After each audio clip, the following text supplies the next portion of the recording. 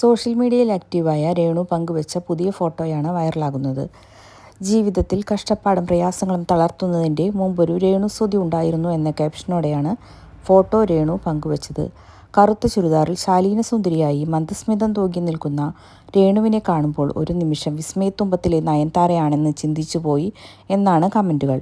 ചുരുളൻ മുടി നോർമൽ രീതിയിൽ കെട്ടിവെച്ചാണ് രേണു പ്രത്യക്ഷപ്പെട്ടിരിക്കുന്നത്. മേക്കപ്പ് ഒന്നും തന്നെയില്ല, ഒരു പൊട്ട് പോലും വെച്ചിട്ടില്ല, ആഭരണങ്ങളൊന്നും തന്നെ ധരിച്ചിട്ടില്ല. വർഷങ്ങൾ പഴക്കമുള്ള ഫോട്ടോ കണ്ട് സുധിയെ വിവാഹം ചെയ്യും ഒരുപാട് ഉയരങ്ങളിലെത്തട്ടെ, സഭാവിശ്വാസിയാണ് ഭംഗി എന്നുള്ള ചോദ്യങ്ങൾ കമന്റ് ബോക്സിൽ മാറുണ്ട്.